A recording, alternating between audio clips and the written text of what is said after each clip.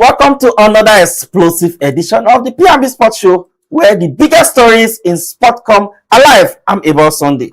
Today's lineup is packed with talking points. Spain edged Portugal 1-0 in a titanic battle showdown to book their place to the next round, while Belgium showed their title credentials with a commanding 4-1 victory over the United States. What made the difference? Which teams are building genuine title momentum, and who has been left with more questions than answer? Joining me virtually from Port Harcourt to break it all down is our guest, Testimony. Stay with us as we dive into the tactics, the standard performance, and everything making headlines in the world of sport. So grab your teacup because P&B Sport start now. 499-15988. It's P&B Sports Show reaching live from the nation's capital, and I'm being joined by the Testimony himself all the way from Port Harcourt, the oil city. Testimony, good morning, and how is Port Harcourt this morning? Please, can you unmute yourself, please? Okay. Yeah, I can hear you now. Go ahead. Yeah, I can hear you now. Perfect. I can hear you now. Yeah. Okay. I think Port Harcourt it's good. It's sunny right now. We're to the west earlier. Oh, perfect. Okay, let's jump into the conversation. We'll have a whole lot to talk about. Well, the identity, can they build up from their identity without Ronaldo? Let me get your thoughts on that Testimony. Do you think Portugal can survive this?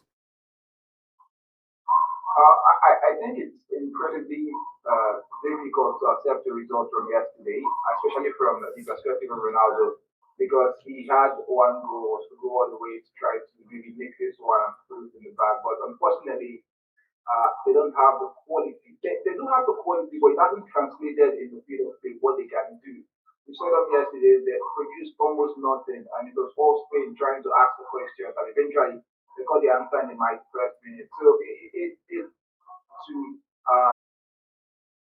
they actually left him for 90 minutes. They thought the game would go into extra time and maybe bring the energy of Gonzalo Ramos, but unfortunately they had to concede very, very late in that game, and right now they're out of the competition. So it's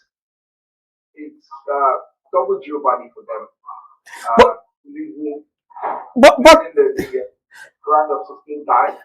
Testimony, looking at this Roberto Martinez side, to be honest, even if they're able to scale through Spain last night, honestly, to be honest to ourselves, do you see this team even go through the next round? Because they don't look convincing right from the beginning. And to be honest, when we saw the lineup before the World Cup start, we're saying Portugal is a title in fact, they are one of the title contender. My own opinion, though, because of what they possess, the quality they have so far. If you look at the midfield, Bruno Fernandes won, I think, the best EPL player, right, of this last season. We have a lot. We have Silva there. We have a lot of people there. Then coming into this championship, but they are just a sham. We could not see this talent connect even in the midfield. They struggle to even make some or 5 to 6 complete. Maybe 1 or 2 weeks together to try to get in shape and maybe implement the manager's tactics on the field. What kind of formation you set up, how you play to the strength of this player. So it's not enough to have that individual brilliance. Most times it gets you over the line, but most times when you meet structured and organized football, it's very difficult to break it down with just individual brilliance. But again, let me bring you back to Roberto Martinez. Looking at his last job in Belgium, and he had the likes of Hazard. I think that was the generation of Belgium. I don't think the quality of Roberto Martinez should be questioned here. Of course, it is evident, really, with the fact that after the game last night, he tendered his resignation from the national team side. We've seen that with a lot of foreign or form at the World Cup. See, it is not guaranteed that if you have the biggest players in your corner, you can go all the way to anything that comes your and that's where any management comes in.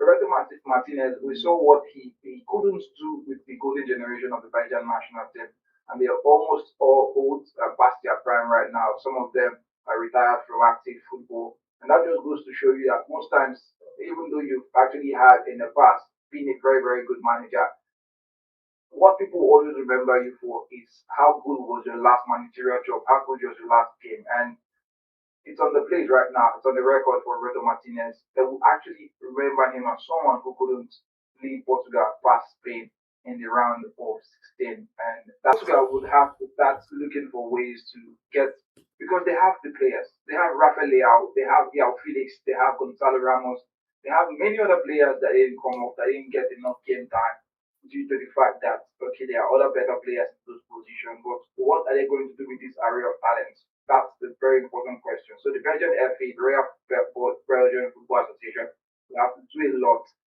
about this particular issue. Get the right manager to actually steer them and bring out the quality, the best. Please use the player's strength, identify the player's strength, please their strength, and you can go on to win games. Okay, go on to win games, you said, but let's talk about the Spanish. Do you think any defense can run that down? Any attack, sorry, can run that defense down with how they've set up so far? I think the only team that can give them a run for their money right now, the FIFA World Cup, talking about fluency in attack, is the French national team, because they have a very, very good forward. They have very good forwards. They have Kylian Mbappe, speed merchant. They have Desiree Doué. They have this man, Bradley Bakula. They have, factly, the person they were using to start games was Mikel Oyarzabal. But he has been doing pretty well.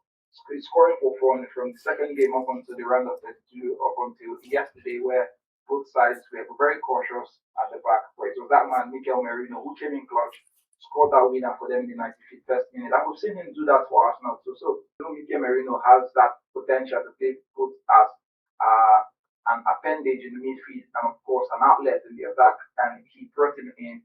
Matter of moments, matter of minutes, a moment of distraction from the Portuguese national team side in defense. And Mikel Merino and Ferran Torres combined well for him to get past the Portuguese defense yesterday. So I think their next game is on Friday. They'll play Belgium, and I think that's a very, very important game for them. The Belgium side are just finding their feet. Sorry that I'm jumping the gun here, but I don't think there will be enough depth for Spain. Actually, there will not. Yeah, but honestly, I think the competition is getting more tougher. But talking about Mikel Merino coming up from the bench, don't you think that was a very smart sub coming up from the bench and already made an impact, scoring that I think 91st minute goal for his nation? Let me take your mind back to 2 seasons ago at Arsenal. Arsenal had no game to take because they have the quality, they know how to score goals. And if you look at this Belgian side, they are very fragile in defense. We saw that game in the last 32 where they almost lost it. Just a matter of capturing. Things begin to change. The mentality of players would have to come in for them to see out that game. So on Friday, if I could put my money on any team, it's Spain because of how they carry themselves this season. But don't take away the threats, the supposed threats from this Belgian national team. We know they didn't really start this competition very, very well. But so far, they've been impressive. They've been doing the job, especially in the game they played this morning against the USA. The USA 4 goals to 1. No one saw it coming because of the form of USA so far in the tournament. Even when through the back door, Fulani Balogun made the 10 days that yesterday, it was all about Belgium. Scored very important goals and made sure that they are true to the last stage of the competition. When the competition started, based on how many teams started, you wouldn't predict Belgium to be here because people think that okay, this is always the problem of Belgium. When it's time for them to deliver, they always mess things up. But you just have to give it to them. They've made it this far, and then the last stage of the FIFA World Cup, the expanded version of the FIFA World Cup. Then the last stage of FIFA World Cup, now in the quarterfinals, can you beat that? Well, it's time for us to go on a short break. When we come back, we just.